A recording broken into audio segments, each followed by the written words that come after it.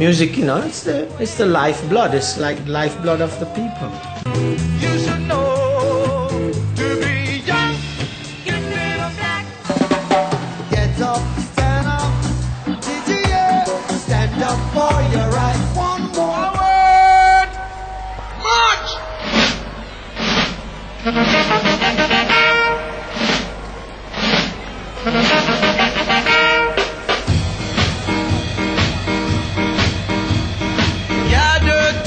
On August 5th, 1962, Princess Margaret finally pulled down the Union Jack after more than 300 years of British rule in Jamaica. The soundtrack to this newfound freedom was the first truly Jamaican music, the newly invented ska.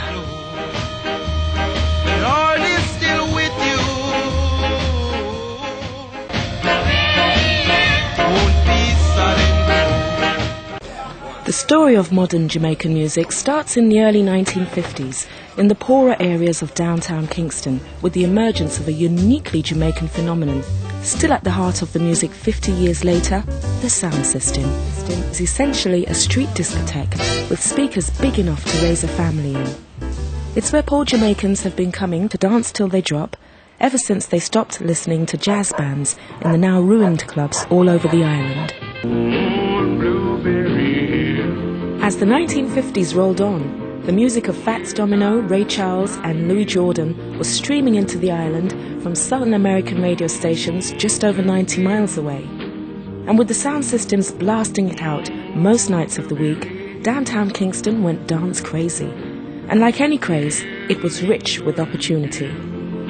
Sound systems became the biggest local industry in downtown Kingston, and competition was fierce. To pull in the punters, you had to have the best music blasting out of your system. The race was on for the hottest American tunes.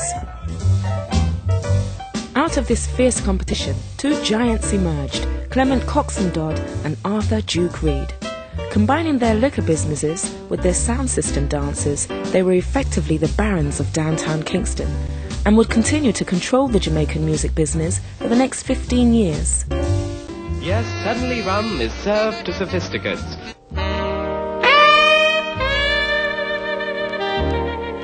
Decided to drink some more, but when I look at the clock, it was 3:45. To promote their sound systems, Reid and his competitors had turned to record producing by the end of the 50s, but not as we know it today. They had no intention of selling records to anyone else. They brought jazz musicians down from the tourist hotels to play Jamaican versions of American R&B, and then they just made one copy of each record to play on their sound system and achieve the much prized exclusive. We start 1, 2, 3, 4, 1, 2, 3, 4. But the ska now we change it to 1, 2, 3, and then it's more 2, 4, 2, 4 instead of 1.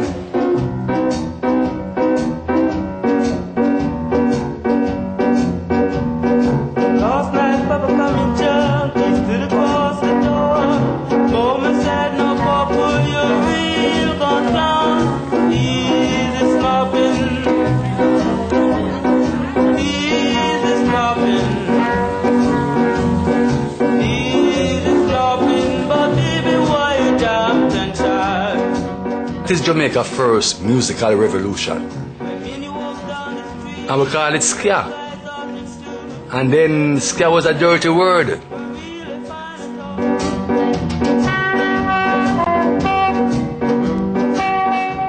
This is the way of life of the lower class people. In 1960, much of uptown Jamaica still preferred American music, and many of the jazz musicians who had invented ska were making a living playing the tourist resorts of the North Coast.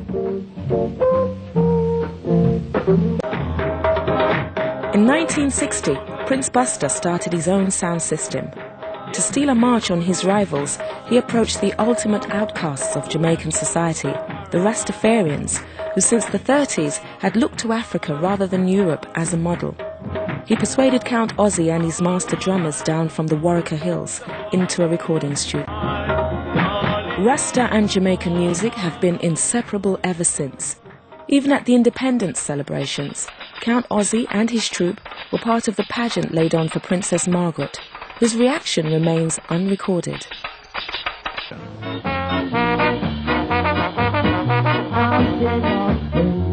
A Lord of Lords in this land. No more back talk from any of you, 'cause I'm king from the beginning. I was made king. Lion says I am king, and I reign. Tested at the Lyceum, the title Miss World. They numbered 40.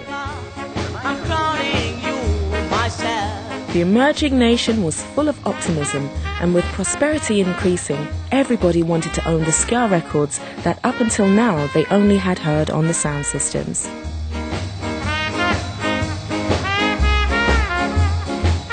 Well, I want to know. Eager to capitalize on this new market, the sound system operators reinvented themselves as record companies.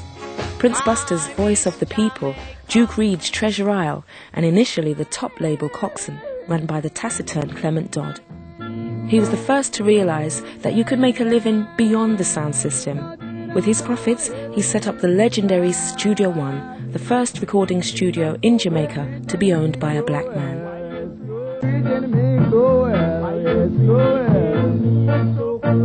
Is that the first time I've been to your home? What is the first time?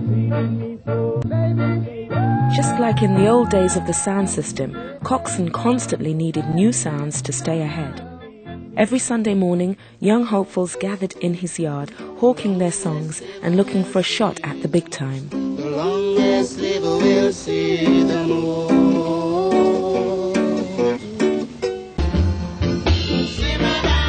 Another group of youngsters signed by Coxsone were the Wailers, Bunny Wailer, Bob Marley and Peter Tosh.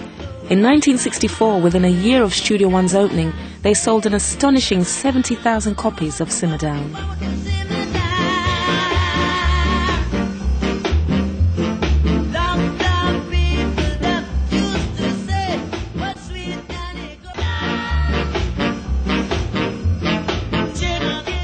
It was a very productive period in Jamaica's musical history. Hit after hit, every month there would be a new hit.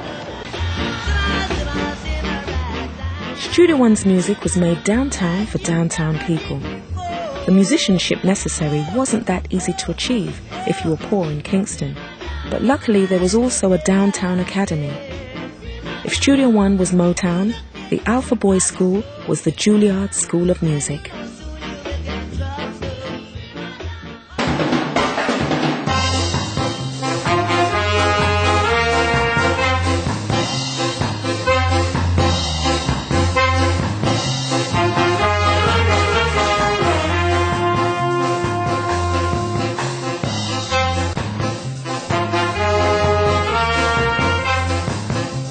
Many of Jamaica's greatest musicians have been from Alpha.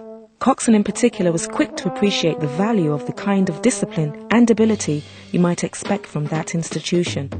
The backbone of his house band were largely Alpha old boys, and they became the first superstars of ska, the Skatalites.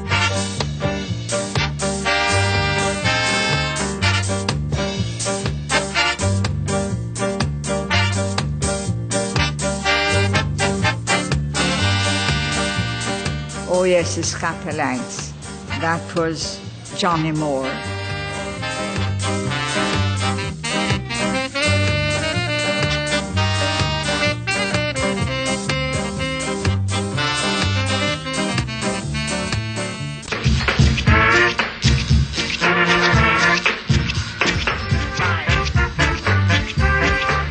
The 2 years after independence, with the Skatalites at their peak, was the golden age of Jamaican ska.